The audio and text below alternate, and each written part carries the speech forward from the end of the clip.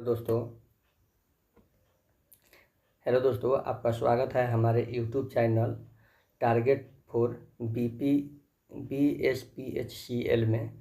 आज हम लोग प्रैक्टिस सेट बनाएंगे और जो एग्ज़ाम होने वाला है टेक्नीशियन ग्रेड 3 का, और उसका पहला सब्जेक्ट है हम लोग बनाएंगे यहाँ पे सामान्य ज्ञान से संबंधित है, यानी कि जीके से संबंधित है। जो जीके है उसको हम लोग यहाँ पे बनाना शुरू करेंगे। अगर आपने हमारे चैनल को सब्सक्राइब नहीं किया है तो सब्सक्राइब कर लेंगे और बेल आइकन को दबा देंगे, ताकि जब भी मैं सेट डालूं सबसे पहले आप तक पहुंचे। तो आइए हम लोग स्टार्ट करते हैं।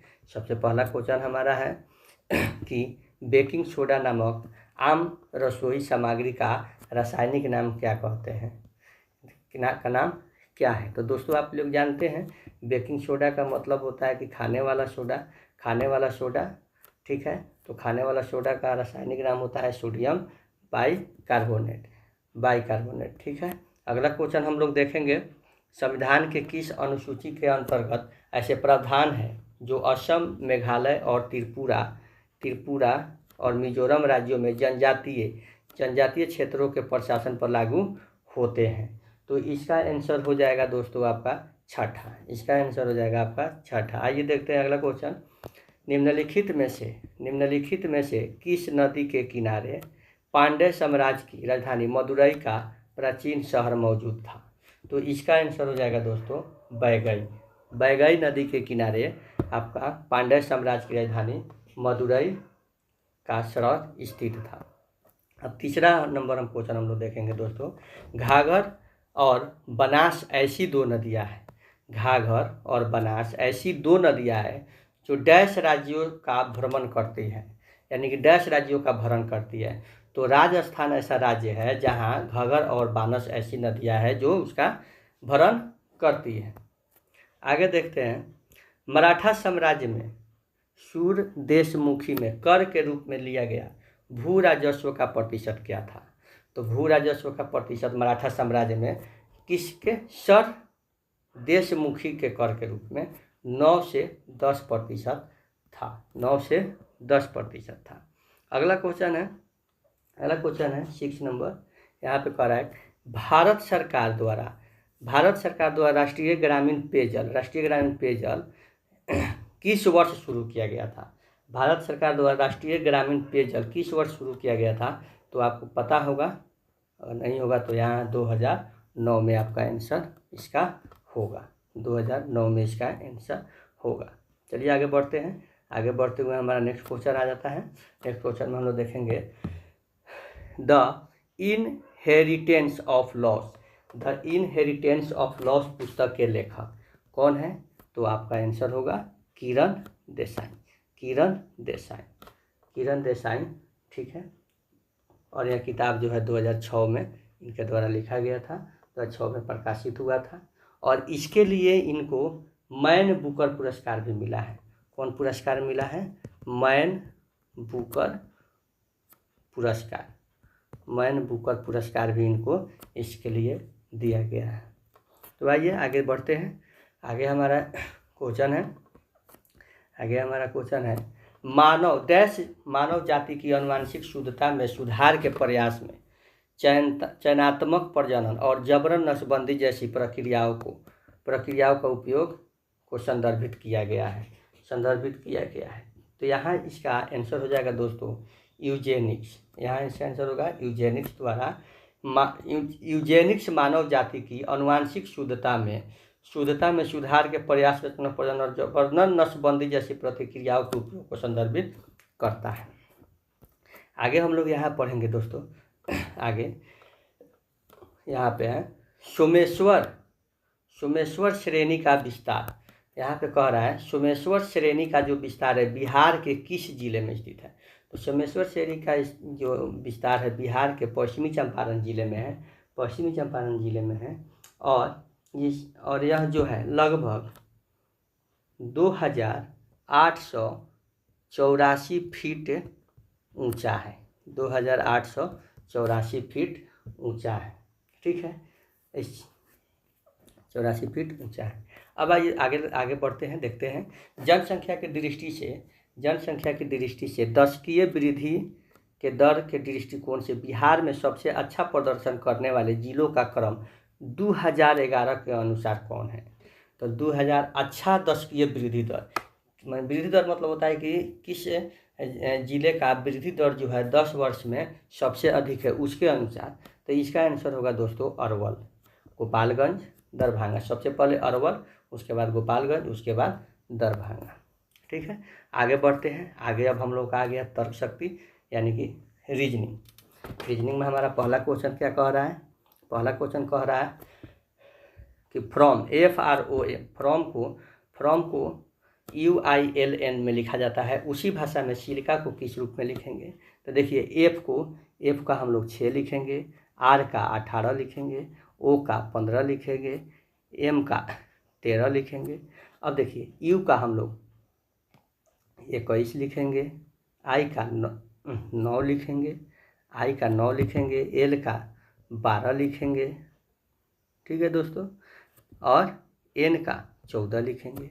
उसी तरह यहाँ पे देखेंगे 21 सब को जोड़ेंगे तो ये अगर हमारा 27 हो जा रहा है तो ये एक दूसरे के विपरीत हो जा रहा है। 27 हो जाता है, एक दूसरे के विपरीत हो जा रहा है। वैसा ही हम लोग सिलिका का लिखेंगे। S का दोस्तों होता है, S का क्या होता है? S का 19 होता है, I का 9 होता है, L का 12 होता है, फिर I का 9 होता है, C का 3 होता है और A का 1 होता है, A का 1 होता है। उसी तरह अब देखिए 19 का विपरीत क्या हो जाएगा?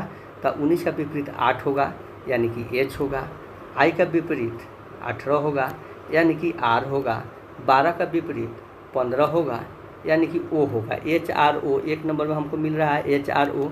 फिर हमारा 9 का विपरीत R होगा, फिर हो गया 3 का विपरीत X होगा और 1 का विपरीत Z होगा, यानी कि हमारा आंसर यहाँ पे कुछ ऑप्शन नंबर 1 होगा। ऑप्शन नंबर 1 जो है हमारा आंसर होगा। वैसा ही है ये दोस्तों, यहाँ पे क्वेश्चन नंबर 12 में हम लोग देखते हैं, कह रहा है कि निम्नलिखित श्रृंखला में कौन सी संख्या प्रश्नवाचक चिन्ह के स्थान पे आएगी?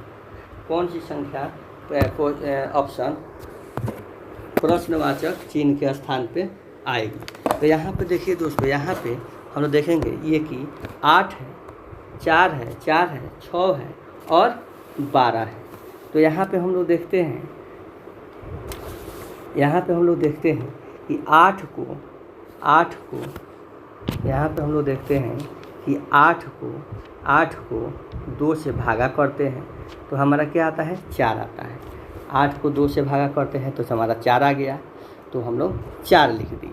ठीक है, और फिर ये 4 को यहाँ पे 8 का भाग आधा भागा करते हैं तो हमारा, इसको कटाते हैं तो यहाँ 2 आया, फिर 2 से 8 को भागा करते हैं तो हमारा 4 आया। ठीक है, अब 4 को, ये जो 4 आया इसको हम लोग मल्टीप्लाई करेंगे 1.5 से, 1.5 से तो 6 आया। ठीक है, 6 आया। अब 1.5 से मल्टीप्लाई हुआ, 1 से मल्टीप्लाई हुआ, यहाँ पे 1.5 से मल्टीप्लाई हुआ, और यहाँ पे आपका 2 से मल्टीप्लाई हो गया। अब 2 से यहाँ पे मल्टीप्लाई हुआ, देखिए जैसे कैसे, यहाँ पे देखिए, यहाँ पे दोस्तों देखिए ये क्या किया गया, इसको 2 से भागा कर दिया गया, 8 को 2 से भागा कर दिया गया तो हमारा 4 आ गया, ये 4 आ गया। ठीक है, यानी कि अब इसमें क्या किया गया कि 1 से मल्टीप्लाई किया गया तो 4 आया। अब 4 से 6 में मल्टीप्लाई किया गया 1.5 से तो 6 आया, और 6 से 12 में मल्टीप्लाई किया गया 2 से तो 12 आया। अब 12 में 1.5 से 2 से फिर तो कितना से 2.5 से, तो 12 में हम लोग 2.5 से मल्टीप्लाई करेंगे तो हमारा क्या आएगा? 30 आएगा। तो इसका आंसर क्या होगा दोस्तों? 30 होगा। इसका आंसर क्या होगा? 30 होगा। आगे अब हम लोग देखते हैं, उस विकल्प का चयन कीजिए जिसके तीसरे शब्द से वही संबंध है जो दूसरे शब्द का पहले शब्द से संबंध है। तो यहाँ पे देखिए दोस्तों, यहाँ पे देखिएगा, कह रहा है आपको, रीजनिंग है। देखिए, भोजन से क्या प्राप्त होता है? ऊर्जा प्राप्त होता है। भोजन से क्या प्राप्त होता है? ऊर्जा प्राप्त होता है। वैसा ही मन से क्या होता है? हमारा जो मन होता है वो क्या होता है? विश्रांति होता है। मन क्या होता है? विश्रांति। उसी तरह आगे देखेंगे 40 नंबर में कह रहा है 14 नंबर क्वेश्चन हमारा कह रहा है यहाँ पे कि निम्न वेन आरेख में षटभुज पुलिस अधिकारी को, ये देखिए षटभुज जो है, षटभुज किसको दर्शा रहा है, ये पुलिस अधिकारी, ये मान लीजिए पुलिस को दर्शा रहा है, ये पुलिस अधिकारी, षटभुज पुलिस अधिकारी, वृत्त आयतकार और वर्ग महिलाओं को दर्शाता है। देखिए ये आपका दर्शाता है पुलिस, पुलिस पुलिस दर्शाता है, और ये वृत्त जो है आपका, वृत्त किसको दर्शाता है, वर्ग महिलाओं को, वृत्त आय करदाताओं को। देखिए ये हो गया पुलिस, ये वर्ग हो गया इनकम आयकर डाटा को, और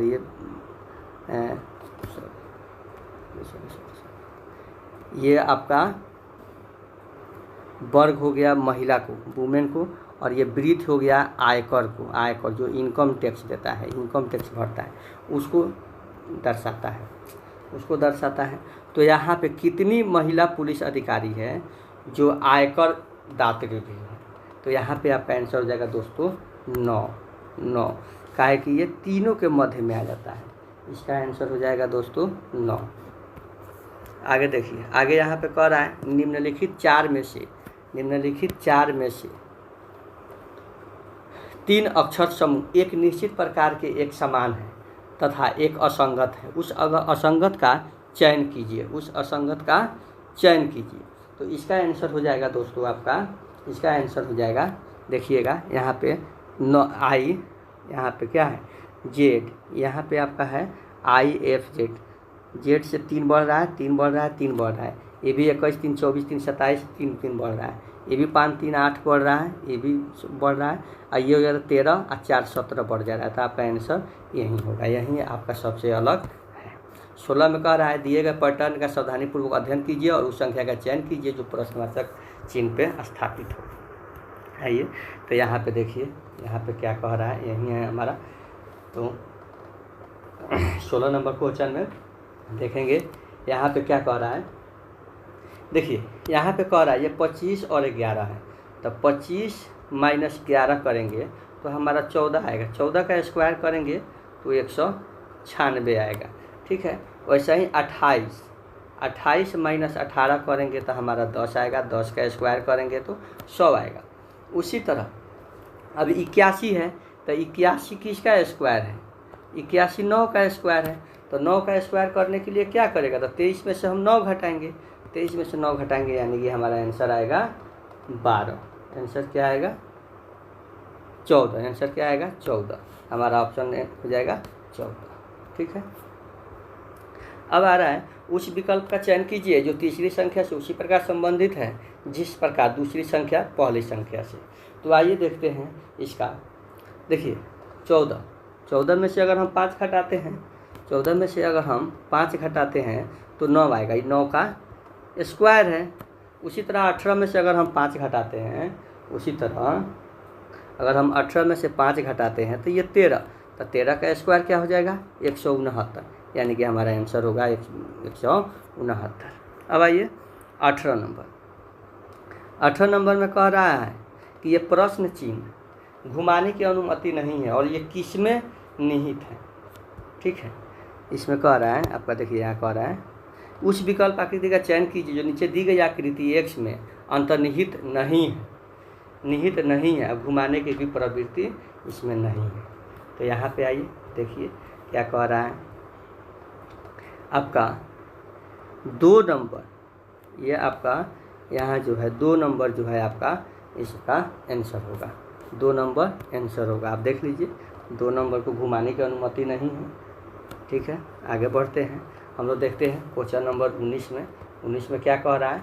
यहाँ पे समीकरण को बदलना है, किस समीकरण को अगर हम बदलते हैं तो हमारा आंसर सही आता है, सही आता है। तो यहाँ पे देखिए, यहाँ पे हम लोग बदल देते हैं, सबसे बारी से बदलेंगे। तो हम यहाँ पे देखते हैं हम लोग 12 हम लोग 3 नंबर को C नंबर को ले लेते हैं, 12 भागा को डिवाइड को हम लोग मल्टीप्लाई कर देते हैं और प्लस का प्लस ही है 24 कर देते हैं और गुना को हम लोग भागा कर देते हैं 3 से। यहाँ पे मल्टीप्लाई कर देंगे, 12 × 6 = 72 हो जाएगा हमारा, और प्लस इसको डिवाइड कर देंगे तो आ जाएगा हमारा क्या 8 हो जाएगा नहीं, और माइनस हमारा 8 भी है, माइनस यहाँ पे 8 भी है, तो ये 80 हो जाएगा। 80 में से 8 घटा देंगे तो हमारा आंसर हो जाएगा 72। यानी कि हमारा सी नंबर ऑप्शन सही है। सी नंबर ऑप्शन सही है। आगे दोस्तों हम लोग देखते हैं कि इसमें आगे घुमाने पर देखिएगा यहाँ पे एक षष्ठकोण है, यहाँ से षष्ठकोण 1 है, 1 कम हो रहा है, 2 बढ़ रहा है, यहाँ पे स्क्वायर हो गया है, 3 बढ़ रहा है, जितना घट रहा है 1 बढ़ा के बढ़ रहा है। अब यहाँ पे हमारा त्रिभुज हो जाएगा और 4 गो बढ़ जाएगा, त्रिभुज हो जाएगा और 4 बढ़ जाएगा। तो हमारा आंसर क्या हो जाएगा, इसका आंसर हो जाएगा इसका 2 नंबर। ठीक है। अब आइए हमारा सामान्य हिंदी में देख लीजिए, निम्नलिखित में से कौन सा एक युग समनार्थी है, यानी कि सही है, एक दूसरे के समनार्थी है। तो रात्रि, दिवस, लघु, यानी कि पत्थर, पाषाण। पत्थर को हम लोग पाषाण कहते हैं, मुख शब्द का विलोम क्या है, तो मुख शब्द का विलोम क्या है, बचाल है। मुख मतलब जो नहीं बोलता है, बचाल मतलब जो हमेशा बोलते रहता है। उचित शब्द चुनकर इस स्थानों की पूर्ति करें। मैंने आँखों के सामने वह भयानक दृश्य देखा। आँखों के सामने का मतलब क्या है, प्रत्यक्ष। मैंने प्रत्यक्ष वह भयानक दृश्य देखा। ठीक है, आगे देखते हैं। निम्न 4 विकल्पों में से बेमेल कौन है, कौन अलग है। ठीक है, देखिए यहाँ पे बिहान, भोर, सुबह। बिहान यहाँ पे कह रहा है, बिहान, भोर और सुबह तीनों एक ही हैं, और ये दानव जो है अलग है। तो हमारा आंसर क्या हो जाएगा, ये दानव हमारा आंसर है। 25 है, सन्मार्ग में कौन सी संधि है। सन्मार्ग में कौन सी संधि है दोस्तों, सन्मार्ग में व्यंजन संधि है। आगे हम लोग इंग्लिश का क्वेश्चन देखेंगे। इसमें कह रहा है, in the flowing question out of the 4 alternative choose the word which best express the meaning of the given. Alternative मतलब इसका साइनोनिम्स एक जैसे चुनना है। द आर्डोस को क्या कहता है, इसका होता है, ये इसका हिंदी होता है, मीनिंग होता है आपका दुख साध्य। क्या होता है, दुख साध्य होता है। तो दुख साध्य का विपरीत क्या होगा दोस्तों, इसका दुख साध्य का विपरीत होगा ऑर्डर्स का 4 नंबर होगा सेस्ट्रोनियस। क्या होगा, सेट्रोनियस। क्या होगा दोस्तों, सेट्रोनियस होगा। अब आगे चलते हैं क्वेश्चन नंबर 26 पे। 25 हो गया, क्वेश्चन नंबर 25 हो गया, 26 हो गया। अब आते हैं हम लोग क्वेश्चन नंबर 27 पे। 27 का इसका क्या करना है दोस्तों, इसका अपोजिट करना है। इसका क्या करना है, अपोजिट करना है। तो अपोजिट इसका होता है शांत। इसका होता है शांत का अपोजिट क्या होगा, शांत का अपोजिट होगा बचा। सब माने सुशांत रहता है, वो बहुत ज़्यादा बोलता भी है, तो उसका हम लोग सक्रिय बोल सकते हैं। यानी कि इसका हमारा आंसर हो जाएगा एनिमेटेड मतलब होता है सक्रिय, जो शांत है, और उसका भी हो जाएगा सक्रिय। 28 में कह रहा है कि इसमें दिया हुआ है 4 दिया हुआ, 3 गलत है और 1 सही है। 1 सही स्पेलिंग है, उसका स्पेलिंग सही करना है, छांटना है। क्या है सही स्पेलिंग हो जाएगा दोस्तों हमारा कॉमरेड का मीनिंग हमारा हो जाएगा ऑप्शन नंबर बी, कॉमरेड। सही है। आइए यहाँ पे कह रहा है, इसमें आपको भरना है 4 alternative are suggested for each question choose the correct alternative. इसमें अल्टरनेटिव भरना है कि यहाँ पे क्या होगा। Do not dash your own personal views upon the reader. तो इसका दोस्तों हो जाएगा आपका आंसर यू इम्पोज मतलब होता है लागू करना, अपने पर्सनल व्यूज को लागू करना। तो यहाँ पे आपका इम्पोज हो जाएगा। आगे कह रहा है this school is not any different from my school, any different from the last one, any different. ठीक है, ये हो जाएगा। अब आइए हमारे दोस्तों कंप्यूटर में हम लोग देखते हैं। कंप्यूटर में कह रहा है MS वर्ड में केंद्र में एक पैराग्राफ को संरेखित करने के लिए निम्नलिखित में से कौन सी कीबोर्ड शॉर्टकट का उपयोग हम लोग करते हैं? कौन सी कीबोर्ड? तो हमारा Ctrl+E होगा, Ctrl+E होगा। आगे है MS एक्सेल वर्कशीट के सेल में टेक्स्ट का डिफ़ॉल्टर क्षैतिज संरेखण क्या है?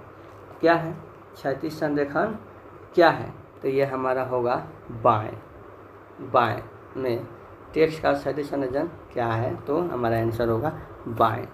अब आइए 32 क्वेश्चन नंबर 32 खत्म हो गया। आइए 33 नंबर क्वेश्चन में हम लोग देखते हैं। कह रहा है कि यहाँ पे दिए गए MS एक्सेल फार्मूले का परिणाम क्या होगा? तो दिए गए एक्सेल फार्मूले का परिणाम आपका क्या होगा? तो इसका मतलब होता है यहाँ पे 4 का पावर 2 और इसका पावर 3, यानी कि 4 का 16 होता है। ठीक है, ऐसे हम लोग इसको लिखते हैं 4 का पावर 2 ऐसे लिखाता है दोस्तों। इसका फार्मूला है, इससे हम लोग क्या प्राप्त होता है? तो इसका हमारा प्राप्त होता है 2। क्या प्राप्त होता है? 2, इतना हमको आता है। ठीक है, अब आगे हम लोग पढ़ते हैं दोस्तों। जब आप ईमेल भेजते हैं तो निम्न में से किस फील्ड में आपका ईमेल पता होना चाहिए? जब आप ईमेल भेजते हैं तो किस फील्ड में आपका ईमेल पता होना चाहिए? किस फील्ड में? तो आपका सीसी फील्ड में। किस फील्ड में? सीसी फील्ड में। जब आप किसी MS एक्सेल वर्कशीट में के सेल का चयन करते हैं चयन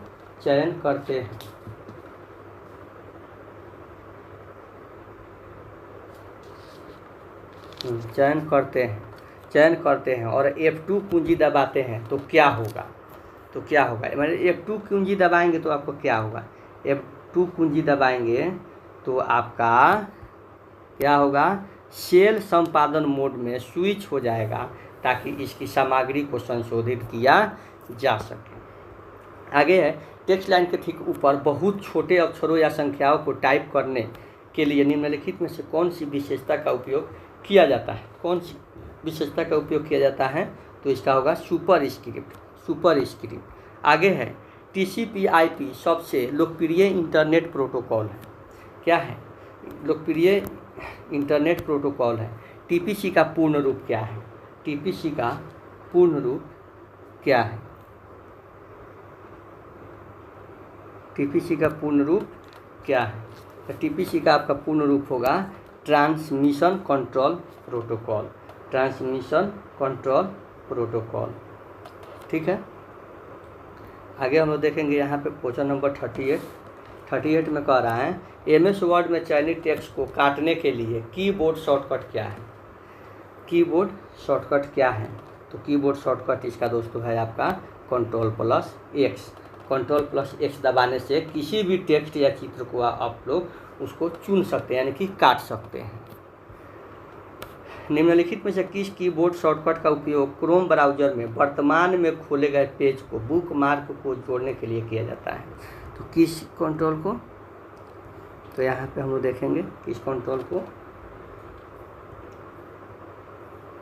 तो आपका Ctrl+D। ठीक है, अब आता है निम्नलिखित में कौन सा कथन सत्य असत्य है? MS वर्ड में एक ही पैराग्राफ में बाएं और दाएं दोनों संरेखण हो सकते हैं। MS वर्ड में Ctrl+Enter दबाकर एक पैराग्राफ बनाया जाता है। ठीक है, तो यहाँ पे कह रहा है कि आपका ये दोनों असत्य है। आगे आइए टेक्निकल में कह रहा है किसी विद्युत उपकरण में तापन अपव्यय में कौन सा गुण होना चाहिए? किसी विद्युत उपकरण के तापन अपव्यय में कौन सा गुण होना चाहिए दोस्तों? तो उच्च ताप गुणांक होना चाहिए।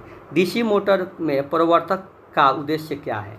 डीसी मोटर में प्रवर्तक का उद्देश्य क्या है? तो डीसी मोटर में प्रवर्तक का उद्देश्य है दोस्तों प्रारंभिक धारा को नियंत्रित करना, प्रारंभिक धारा को नियंत्रित करना। ठीक है, आता है किसी केबल का कुचालक पदार्थ छीलने के लिए चाकू किस कोण पर रखना चाहिए? किस कोण पर रखना चाहिए ताकि वो आसानी से छील जाए? तो 20 डिग्री से कम पर रखेंगे तो हम लोग छीलेंगे तो आसानी से छील जाएगा। प्रतिदीप्त लैंप में चोक क्या करता है? प्रतिदीप्त लैंप में चोक क्या करता है? तो प्रतिदीप्त लैंप में चोक का काम है आरंभ में आर्क आरंभ करने के लिए उच्च वोल्टता उत्पन्न करना। आगे है विशिष्ट प्रतिरोध की इकाई क्या होती है? विशिष्ट प्रतिरोध की इकाई ओम मीटर होती है। क्या होती है? ओम मीटर होती है। विशिष्ट प्रतिरोध की इकाई ओम मीटर होती है। आगे है ट्रांसफार्मर में टैप चेंजर का कार्य क्या है? ट्रांसफार्मर में टैप चेंजर का कार्य है वोल्टता अनुपात को भार के अनुसार नियंत्रित करना। वोल्टता अनुपात को भार के अनुसार नियंत्रित करना।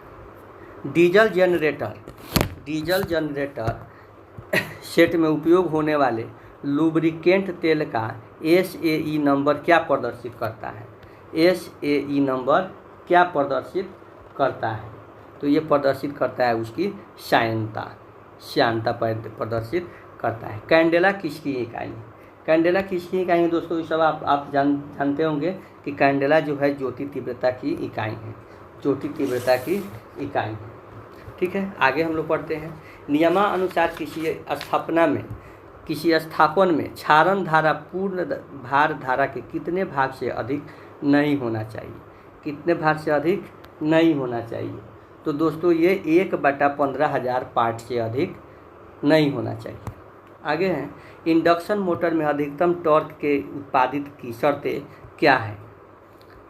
इंडक्शन मोटर में अधिकतम टॉर्क के उत्पत्ति की क्या शर्तें हैं? तो यहाँ पे इसका आंसर हो जाएगा दोस्तों, इसका आंसर हो जाएगा रोटर प्रति घात के समान होना चाहिए। रोटर प्रति रोटर घात के समान होना चाहिए। बैटरी पूर्ण रूप से आवेशित है। बैटरी पूर्ण रूप से आवेशित है। इसकी उच्चतम जानकारी किससे मिलेगी? यानी कि बैटरी पूर्ण रूप से आवेशित है, इसका पूर्ण जानकारी किससे मिलेगी? तो इसका पूर्ण जानकारी विद्युत अपघटनी के विशिष्ट घनत्व से मिलेगी। ठीक है दोस्तों, आगे पढ़ते हैं। एक जनरेटिंग स्टेशन इंटरकनेक्टेड होता है। क्या होता है दोस्तों? इंटरकनेक्टेड होता है। तो ये होता है आपका उत्पाद आपूर्ति विश्वसनीयता के लिए ये होता है। ठीक है, आगे बढ़ते हैं। आगे क्वेश्चन क्या है? अभी लाइट कट गया है दोस्तों, फिर भी हम बना रहे हैं। एक प्रतिरोध में रंगों के बैंड का क्रम भूरा, काला, हरा, सुनहरा है। तो प्रतिरोध का मान क्या होगा? तो प्रतिरोध का मान होगा आपका दोस्तों 1 mu। आपका आंसर होगा दोस्तों 4 नंबर, डी नंबर। आगे बढ़ते हैं। आगे कह रहा है घरेलू वायरिंग के एकल फेज परिपथ लघुपथन होने की स्थिति में लाइन और न्यूट्रल चालक एक दूसरे से दूर फेंक दिए जाते हैं। इसका कारण क्या है? एक दूसरे से दूर फेंकने का कारण क्या है? तो इसका मजबूत चुंबकीय क्षेत्र। आगे आइए। ओवरहेड लाइन में उपयोग होने वाले इस्पात के नलिकार पोल की कितनी दूरी पर होते हैं? नलिकार पोल कितनी दूरी पर होते हैं? तो 50 से 80 फीट की दूरी पे होते हैं। ठीक है, 50 से 80 फीट की दूरी पे होते हैं। डीसी शंट जनित्र के चुंबकन अभिलक्षण वक्र किन चीज़ों के बीच संबंध दिखाती है? किस संबंध दिखाती है?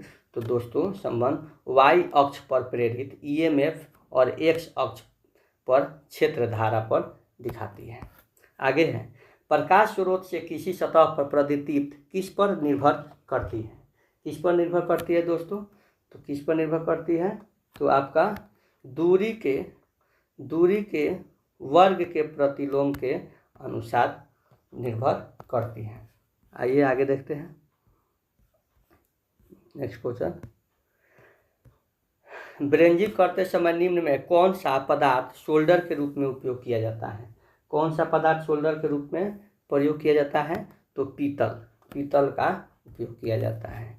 8 पोल और 8 पोल पर्यावर्तक 375 आरपीएम पर घूम रहा है। यदि कि पोलों की संख्या दुगुनी कर दी जाए तो नवीनतम आवृत्ति कितनी हो जाएगी? नवीनतम आवृत्ति हो जाएगी दोस्तों, इसको हम लोग यहाँ पे इसका फॉर्मूला लिख लेंगे। इसका फॉर्मूला लिखेंगे, हम लोग देखेंगे यहाँ पे n बराबर आपका कितना दिया हुआ है 375 आरपीएम दिया हुआ है। यहाँ पे आपका दिया हुआ है p बराबर क्या दिया हुआ है 8। अब कह रहा है कि इसको 2p कर दिया जाए, ठीक है 2p कर दिया जाए तो क्या होगा? तो इसका ns बराबर कर दे हो जाएगा आपका 120/pf। तो यहाँ पे दोस्तों हम लोग करेंगे तो हमारा ns कितना है आपका 375 है। 375 बराबर 120/16 गुने f करेंगे दोस्तों, ठीक है। इसके बाद हो जाएगा हमारा, रखेंगे तो यहाँ पे आ जाएगा। इसके बाद हो जाएगा आपका इसके बाद f बराबर हो जाएगा आपका 375 गुने 16/120 और इसको कटाएंगे छटाएंगे तो हमारा आ जाएगा कितना आपका 50 हर्ट आ जाएगा। यानी कि आपका आंसर हो जाएगा 50 हर्ट। क्या हो जाएगा आंसर दोस्तों? 50 हर्ट हो जाएगा। डीसी मोटर की गति नियंत्रण के लिए निम्न में से कौन सी विधि दक्षता और उच्च वोल्टतम नियम प्रदान करती है? तो इसका हो जाएगा आपका आंसर आर्मेचर वोल्टता नियंत्रण। किसी परिपथ में जीनर डायोड सदैव किस तरह जुड़ा होता है? तो जीनर डायोड आपका जुड़ा होता है दोस्तों पाश्च बायसित में। निम्न में से किस उत्पादन प्लांट का रनिंग खर्च सबसे कम होता है? सबसे कम खर्च होता है किसका? हाइड्रो इलेक्ट्रिक का खर्च जो होता है सबसे कम होता है। तापीय उत्पादन प्लांट में वाष्प टरबाइन का क्या कार्य है? तो वाष्प टरबाइन का कार्य है ऊष्मा ऊर्जा को यांत्रिक ऊर्जा में बदलना। जहाँ बहुत कम वोल्टता और अधिक धारा की आवश्यकता हो वहाँ किस प्रकार का प्रतिलोमक का उपयोग किया जाता है? तो वहाँ किस प्रकार के प्रतिलोमक का उपयोग किया जाता है दोस्तों? तो वहाँ केबल टनल डायोड प्रतिलोमक का उपयोग किया जाता है। अब है क्वेश्चन आगे। एक ऊंचाई ट्रांसफार्मर के द्वितीय के संदर्भ में कौन सा कथन सही है? तो ऑप्शन नंबर 1 में कह रहा है वोल्टता कम होती है, धारा बढ़ती है, ये स्थिर रहती है। वोल्टता बढ़ती है, धारा कम होती है, केवीए स्थिर रहता है। ठीक है, तो हमारा आंसर यही हो जाएगा। वोल्टता बढ़ती है, धारा कम होती है और हमारा केवीए जो है स्थिर रहता है। अब आगे आइए क्वेश्चन नंबर 76 पे क्या कह रहा है? लघु पिच कुंडलन परावर्तकों में क्या हानि होगी दोस्तों? तो इसमें कुल वोल्टता कम होगी। एक पंप की प्रेरण मोटर घोषित वोल्टता के आधे मान पर चलाई जाती है तो इसका परिणाम क्या होगा? तो इसका परिणाम होगा मोटर खराब हो जाएगी। जीनर डायोड वोल्टेज रेगुलेटर की वोल्टता परास कितनी होती है? वोल्टा परास इसकी कितनी होती है? जीनर डायोड वोल्टा रेगुलेटर की वोल्टा परास कितनी होती है दोस्तों? तो 2.5A तक होती है। 2.5A तक होती है। 2 वाष्प चालित पर्यावर्तक समांतर में काम कर रहे हैं। भार का वहन कितना समायोजन करने से परिवर्तित हो सकता है? तो देखिए, परिवर्तकों का क्षेत्रफल, परिवर्तकों का शक्ति गुणांक, मूल्य गति उत्पादन के वाष्प की मात्रा पर। आगे है हमारा किसी डीजल जनरेटर सेट में यदि सफ़ेद धुआं दिखाई देता है तो वह सूचित करता है। सफ़ेद धुआं दिखाई देता है तो क्या सूचित करता है दोस्तों? यदि सफ़ेद धुआं दिखाई देता है तो वह क्या सूचित करता है? तो वह दहन कक्ष में पानी है का सूचित करता है। दहन कक्ष में पानी। दिए गए विद्युत भार के 4 सेल का अधिकतम धारा मिल सकती है जब वे चारों किस प्रकार के जुड़े होते हैं। तो वे चारों जब कब जुड़ेंगे, जब सारे श्रेणी क्रम में यानी कि श्रेणीबद्ध होंगे, तब जाकर के हमें ये मिल सकते हैं। ठीक है, आगे दोस्तों, विद्युत स्थापना पर ध्रुवता परीक्षण करते समय किन क्रियाओं का पालन करना चाहिए। किन क्रियाओं का पालन करना चाहिए, तो किन क्रियाओं का, बल्ब निकाल देना चाहिए, बोर्डों में फ्यूज लगा देना चाहिए, पंखों के नियंत्रक ऑफ रखना चाहिए। आगे है, सिंगल फेज ट्रांसफार्मर में पूर्ण भार ताम्र हानि किस परीक्षण से ज्ञात हो सकती है। तो आपका आंसर होगा दोस्तों लघु पथन परीक्षण से। डबल फेज पिंजर प्रेरण मोटर के साथ DOL स्टार्टर किस शक्ति तक की मोटर के साथ लगाया जाता है। DOL किस शक्ति तक के मोटर पर लगाया जाता है। तो दोस्तों इसका आंसर हो जाएगा आपका 1.5 kVA के तक लगाया जाता है। आगे दो, अर्धचालक पदार्थ में अशुद्धियाँ जोड़ने की प्रक्रिया को क्या कहा जाता है। तो अशुद्धियाँ जोड़ने की, तो अशुद्धियाँ मतलब होता है डोपिंग कहा जाता है इसको। 76 में, भारतीय विद्युत नियमन के अनुसार उच्च वोल्टता लाइन पर किसी मार्ग पर जमीन से कितनी ऊंचाई पर होना चाहिए। कितनी ऊंचाई पर होना चाहिए, तो ये सबको पता है 20 फीट की ऊंचाई पर आपका तार जो होता है, तार की ऊंचाई जो होता है पोल से होनी चाहिए। अधिक वोल्टता पतन कराने वाली युक्ति क्या है। अधिक वोल्टता पतन कराने वाली युक्ति है UJT। UJT का फुल फॉर्म होता है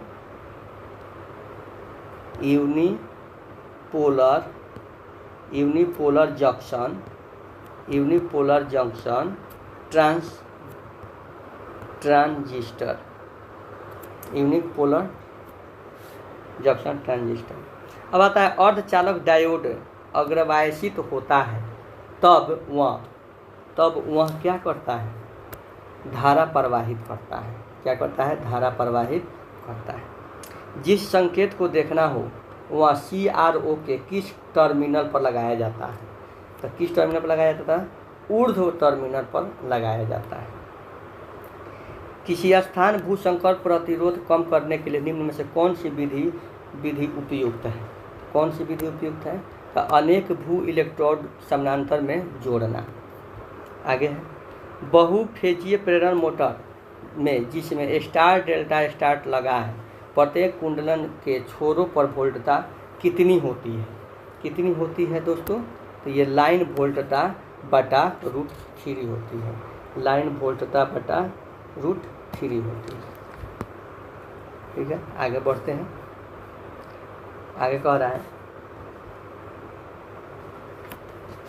CFL किसके समान सिद्धांत पर काम करता है। तो CFL जो है प्रतिदीप्ति लैंप के सिद्धांत पर काम करता है। अच्छे कुचालक पदार्थ में निम्न में कौन सा गुण होना चाहिए।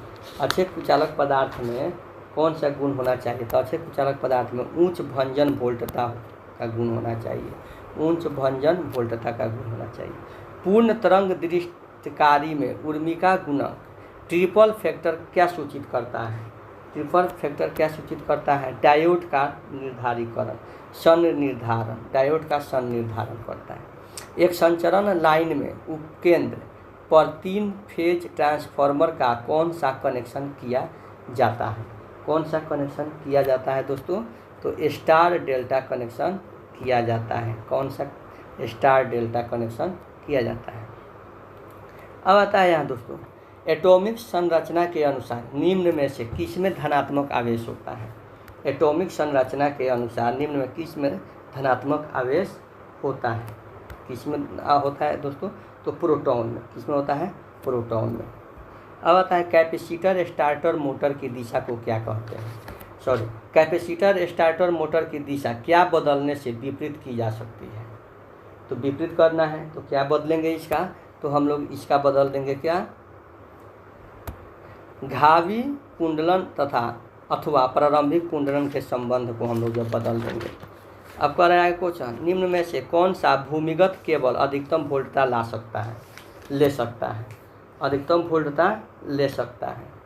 तो ले सकता है आपका ऑयल पूर्ति केबल, ऑयल पूर्ति केबल। अब है दोस्तों यहाँ डीसी जनित्र में कम निषेचक का कम्यूटेटर का क्या कार्य है? कम्यूटेटर का क्या कार्य है? तो क्या कार्य है दोस्तों कम्यूटेटर का? तो कम्यूटेटर का कार्य है इसका एसी को डीसी में परिवर्तित करना है, एसी को डीसी में परिवर्तित करना है।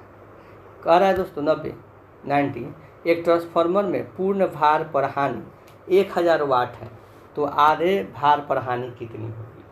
तो आधे भार पर हानि होगी दोस्तों, इसका फॉर्मूला होता है आधे, अगर पूर्ण भार पर देखिए, पूर्ण भार पर 1000, पूर्ण भार पर 1000 वाट हानि है, ठीक है। तो कह रहा है अर्ध लोड हानि, अर्ध लोड हानि बराबर पूर्ण हानि होता है। तो ये क्या होता है इसका अर्ध लोड पर, अर्ध लोड बराबर होता है पूर्ण भार का 1/2 के स्क्वायर, यानी कि हमारा पूर्ण भार कितना है 1000 और ये 1/2 का स्क्वायर कर देंगे तो 2 में 2, तो ये कटा देंगे 500, ये कटा देंगे 250, यानी कि कितना हो जाएगा दोस्तों? तो इसका आंसर हो जाएगा दोस्तों आपका 250 वाट। कितना हो जाएगा? 250 वाट, 250 वाट इसका आंसर हो जाएगा। अब कह रहा 91 में एक 100 वाट का हीटर 200 वोल्ट विद्युत धारा सप्लाई से जुड़ा है। यदि 1 महीने में 30 घंटे तक जुड़ा रहता है, तब विद्युत के दाम 4 रुपये प्रति इकाई हो तो कितने बिजली का बिल आएगा? तो ये सिंपल है। आप यहाँ देखते हैं आपका शक्ति क्या है, पी क्या है आपका 1000 वाट है, ठीक है। टाइम कितना है 1 महीना 30 घंटा है, ठीक है, महीने में 30 घंटे तक जुड़ा रहता है। वोल्ट आपका कितना है 200 भी है। आपका शक्ति क्या होता है, पी क्या होता है, KWH में होता है। तो आइए देखिए 1000 गुने आपका W क्या है 1 है, टाइम कितना है 30 है, ठीक है, डिवाइड करेंगे हम लोग 1000 से, कटा देंगे तो हमारा 30 किलोवाट आ गया, 30 किलोवाट प्रति घंटा हो गया। अब आपका खर्च क्या होगा? अब आपका यहाँ से अपना खर्च निकाल लेंगे, 30 गुना 4 कर देंगे, आपका खर्च हो गया 120, यानी कि आपका खर्च कितना हो गया 120 रुपया आपका खर्च हो गया। ठीक है दोस्तों, यहाँ से श्रेणी ए एम्पलीफायर की परिपथ दक्षता किस विधि से बढ़ाई जाती है? किस विधि से बढ़ाई जाती है दोस्तों? तो डीसी प्रवास निवेश से, डीसी प्रवास निवेश से। वर्कशॉप में भारी सामान उठाते समय अधिकतम भार शरीर के किस अंग पर होना चाहिए? किस अंग पर अधिक भार किस अंग पर होना चाहिए दोस्तों? अगर हम अधिकतम भार उठाते हैं वर्कशॉप में तो हमारा अधिकतम भार होना चाहिए पैरों पर। किस पर? पैरों पर। सीलिंग फैन निम्न में से धारा के प्रारंभ मोटर लगी है, स्विच बंद करने पर घूमती नहीं है, यदि उसे किसी दिशा में धक्के से घुमा दिया जाए तो चलने लगती है। इसका कारण क्या है? इसका कारण है दोस्तों, इसका कारण है खुला धारक। इसका क्या है? खुला धारक। विद्युत गीजर में ताप नियंत्रक किस तरह जुड़ा होता है? विद्युत गीजर में ताप नियंत्रक जो है दोस्तों आपका, विद्युत गीजर में ताप नियंत्रक तापन अवयव श्रेणी में जुड़ा हुआ रहता है। पर्यावर्तित तरंग रूप से वर्ग मध्य मूल मान कितनी है? कितनी है दोस्तों? तो यहाँ पे हम लोग देखते हैं, इसकी आंसर हो जाएगा आपका दोस्तों तरंग रूप में आयाम पर निर्भर होता है। ठीक है, क्वेश्चन नंबर 97 है। 3 प्रतिरोध R1 R2 R3 समानांतर में जुड़े हैं। R1 greater than R2 greater than R3 यदि एक अतिरिक्त प्रतिरोध R4 समानांतर में जोड़ा जाए तो कुल प्रतिरोध कितना होगा? तो कुल प्रतिरोध हो जाएगा दोस्तों आपका, कुल प्रतिरोध हो जाएगा आपका 3 से R3 से कम हो जाएगा। आगे बढ़ते हैं। कौन सी मोटर अधिकतम बल आघूर्ण आरंभ देती है? कौन सी मोटर अधिकतम बल आघूर्ण? सर्वात्रिक मोटर। सर्वात्रिक मोटर अधिकतम बल आघूर्ण आरंभ देती है। विच्छिद धारक परिपथ में यदि आवृत्ति घटकर मूल आवृत्ति की 1/4 कर दी जाती है तो धारा कितनी हो जाएगी? तो धारा कितनी हो जाएगी दोस्तों?